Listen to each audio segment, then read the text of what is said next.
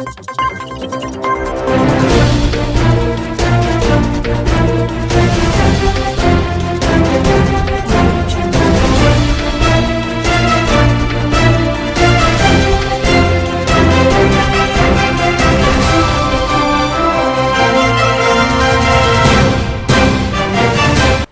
de nous rester fidèles, mesdames et messieurs, bonsoir et bienvenue dans cette édition. Le président de la Chambre de commerce et d'industrie du Mali a effectué une série de concertations avec la Fédération syndicale des boulangers et pâtissiers du Mali et le syndicat national des assurances, banques et établissements financiers du Mali. La route Kati-Kolokani-Djedjeni est en chantier. Les travaux sont réalisés à 58% pour un délai consommé à 86%. En Éthiopie, le Premier ministre Abiy Ahmed déclare l'état d'urgence face à l'avancée des rebelles.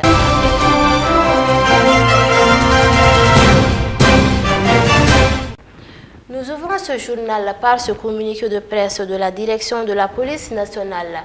L'usage des noms ou pseudonymes par des usagers de la circulation routière en lieu et place des plaques d'immatriculation des véhicules est de plus en plus fréquent à Bamako et à l'intérieur du pays. Cette pratique est contraire aux dispositions légales et réglementaires en vigueur. Par conséquent, j'invite tous les usagers en infraction à se conformer à la réglementation régissant la circulation des engins sur la voie publique avant le 1er décembre 2021.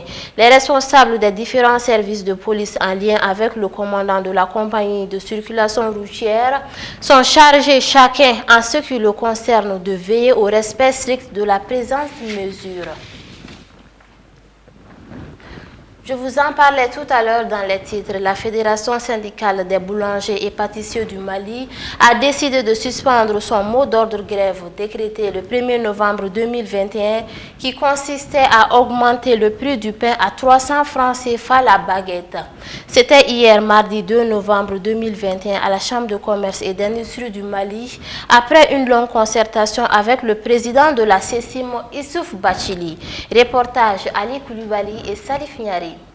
Cette augmentation du prix du pain de 300 grammes à 300 francs CFA et de 250 grammes à 250 francs CFA est due à l'augmentation du prix de la farine et les frais de transport, a dit les boulangers. Mais vu la situation dans laquelle se trouve le Mali, les grévistes ont décidé de mettre de l'eau dans leur vin en suspendant le mot d'ordre de grève avant leur rencontre avec le ministre du Commerce et de l'Industrie du Mali dans la semaine prochaine. Nous sommes à la fin d'une rencontre journalière qui a commencé avec la Chambre de commerce de 11h du matin jusqu'à 7h précise. Sur convocation du président de la Chambre du commerce, accompagné de ses collègues présidents des chambres consulaires, ont rapproché la Fédération syndicale des boulangeries et pâtisseries du Mali pour s'enquérir de la situation actuelle du pain. À l'issue de ces échanges, nous avons eu à remercier la délégation de la Chambre de commerce pour sa contribution et nous sommes convenus avec lui d'ici le mardi prochain.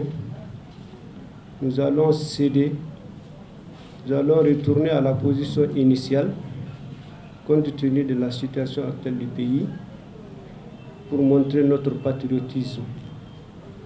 Nous allons, à partir de cet instant, demander à tous les boulangers, membres de notre fédération, qui ont eu à suivre notre mot d'ordre, de bien vouloir le suspendre. C'est une suspension jusqu'au mardi prochain, le temps de régler certains problèmes avec la Chambre. Le pain est une nourriture quotidienne. À ne pas l'avoir empiètre le droit de beaucoup des citoyens. La suspension de la grève des boulangers a été saluée par le président de la Chambre de commerce et d'industrie du Mali. On avait demandé de rencontrer aujourd'hui les syndicats de boulangers du Mali de 11h à 18h. Mais Dieu merci, on est arrivé à avoir un compromis avec eux pour qu'ils s'engagent à respecter les prix pratiqués avant aujourd'hui qui fait 250 francs CFA. pour gros pain 300 grammes et 125 francs CFA, 150 grammes. Donc c'est le président de leur syndicat qui a fait cette déclaration. Il demande à tous les boulangers à partir de minuit de commencer à travailler et d'appliquer les prix pratiqués. Les ministères en charge de l'industrie de commerce se sont engagés à organiser une rencontre mardi plus tard au département avec l'ensemble des acteurs pour échanger les structures de prix convenus pour voir dans quelle mesure on peut fixer de façon définitive les prix des pains au Mali. Les boulangers et pâtissiers du Mali se disent au vent debout pour soutenir la réussite de la transition. Selon eux, cette situation les dépasse, mais ils restent optimistes pour trouver un terrain d'entente avec le gouvernement.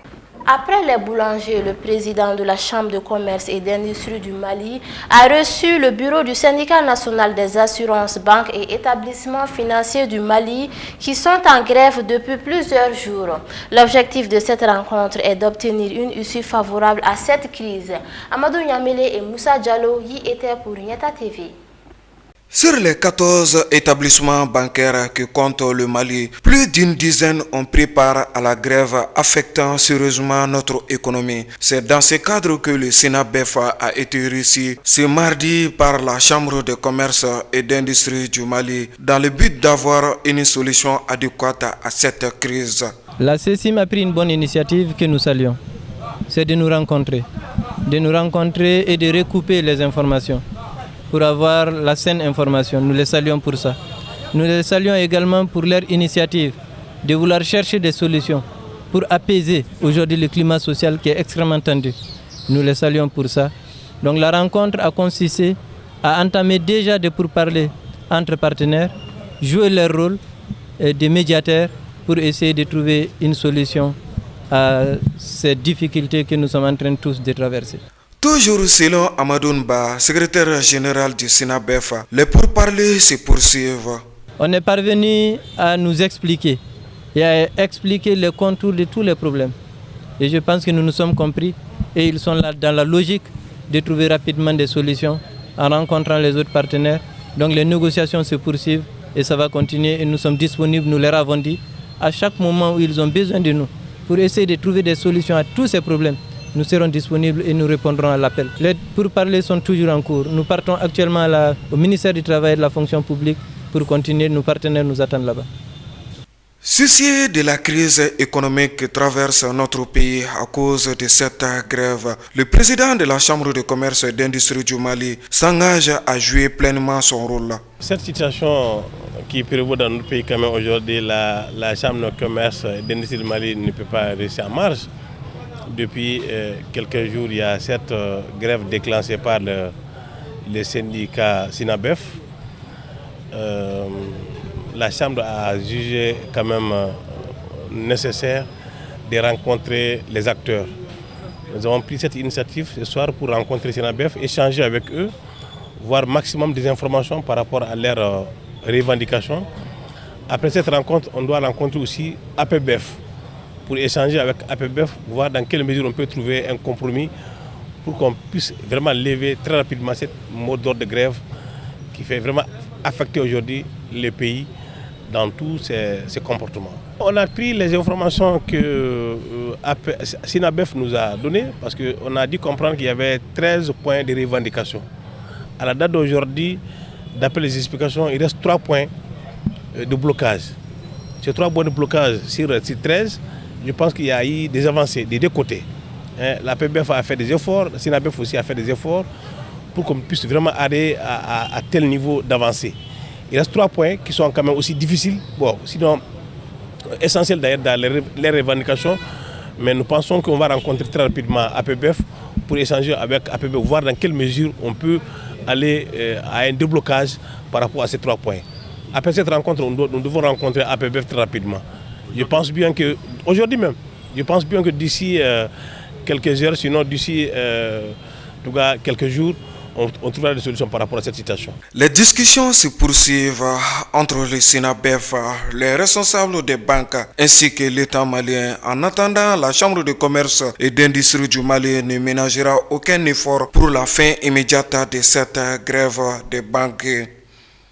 La ministre des Transports et des Infrastructures, Mme Dambélé Madina Sissoko, a effectué une visite sur le tronçon Kati-Kolokani-Djedjeni en chantier ce samedi 30 octobre 2021. Cette visite vise à donner un coup accélérateur aux travaux de réhabilitation du dit tronçon. La route Kati-Kolokani-Djedjeni se trouvant dans un état de dégradation très avancé, ces travaux vont améliorer son niveau de service en vue de contribuer à la croissance économique du pays. Le taux de réalisation est à 58%.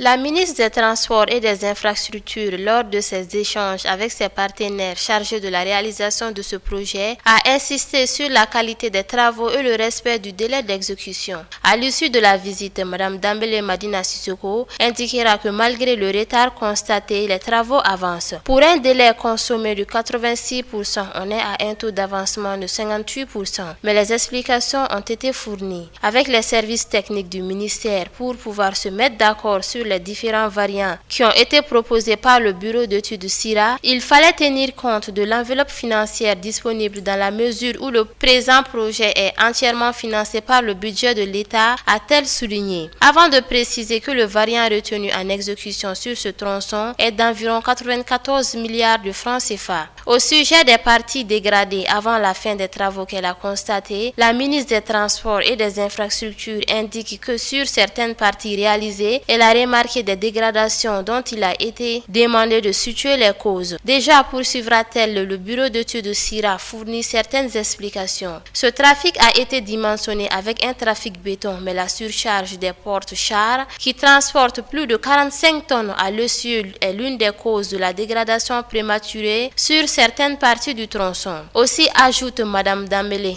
on a demandé à l'entreprise de faire les essais de la classe de bitume utilisée par l'entreprise. On attend les résultats des prélèvements qui ont été effectués. Pour minimiser les effets néfastes des gros porteurs, depuis le poste de péage de Kati, elle a attiré l'attention des agents sur la nécessité de mettre fin à l'utilisation de la chaussée par les gros porteurs comme parking, alors qu'elle n'a pas été dimensionnée pour cela. Avec le ministère de la Sécurité, rassure l'oratrice, son département initiera des rencontres pour mettre fin à cette pratique d'utilisation de la chaussée comme parking. De toutes les façons, indique la ministre des Transports, les travaux n'étant pas encore réceptionnés, les insuffisances sont à la charge de l'entreprise. Conformément au cahier des charges, martelera-t-elle, des instructions fermes ont été données pour le respect de la clause où la qualité est une exigence absolue. La rencontre des gros porteurs surchargés garés sur les chaussées avant le péage a attiré l'attention de la ministre des Transports et des Infrastructures. Ainsi s'arrêtera-t-elle pour s'assurer du travail des agents du paysage et du péage. Au niveau du péage, la surprise fut désagréable pour elle, car le paysage était fait sur une seule voie au lieu des deux, c'est-à-dire sur la voie retour. J'ai demandé aux péagistes de prendre toutes les dispositions pour que l'ensemble des véhicules qui viennent soient pesés, qu'ils disposent d'un ticket de voyage soit à Diboli, Mahinamine, parce qu'on a constaté que les véhicules qui sortent de Mahinamine ou Diboli respectent les normes, mais au cours du trajet, les charges sont ajoutées. Aussi, les essieux sont surmontés alors qu'ils permettent de répartir les charges à la chaussée. Mais compte tenu d'autres facteurs, on a vu que les conducteurs ont des essieux mobiles qui soulèvent et vous allez trouver que les charges sont concentrées sur la chaussée. Mais nous sommes dans les préparatifs pour la mise en œuvre complète du règlement 14 de l'UEMOA que le Mali a transposé, qui prendra toutes ces questions en charge, a déclaré la ministre des Transports et des Infrastructures. Le prochain sommet des dirigeants ouest-africains annoncé dimanche prochain à Accra dans la capitale ghanéenne offre une opportunité pour que les lignes bougent entre le Mali et la CEDEAO.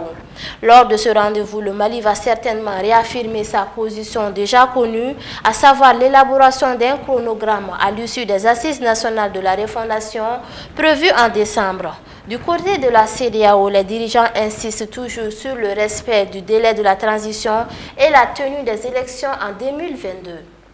Jusqu'ici, l'organisation communautaire continue de réclamer le respect du délai de février 2022 pour l'organisation des élections au Mali. À première vue, les positions semblent inconciliables, mais en diplomatie, les lignes bougent très souvent en cas de discussion autour d'une table. Le sommet d'Accra pourrait donc être, selon certains observateurs, celui du compromis entre Bamako et la CEDEAO. Un bras de fer n'arrange personne, ni les autorités maliennes qui tiennent à maintenir des relations avec la communauté internationale, tout en affirmant de plus en plus leur souveraineté, ni l'organisation communautaire qui fait face à beaucoup de critiques pour sa gestion, difficilement exempte des reproches des crises sociopolitiques de la sous-région. L'optimisme est permis, même si le fossé est large entre les deux parties. La visite du Ghanéen Nana Addo Dankwa Akufo-Addo, président en exercice de la CEDEAO le dimanche 17 octobre à Bamako, n'a visiblement pas permis de rapprocher les positions. La tension est même montée d'un cran après que le Mali ait déclaré persona non grata le représentant spécial de la CEDEAO Amidou Boli pour agissement incompatible avec son statut. La position de la CEDEAO de ne pas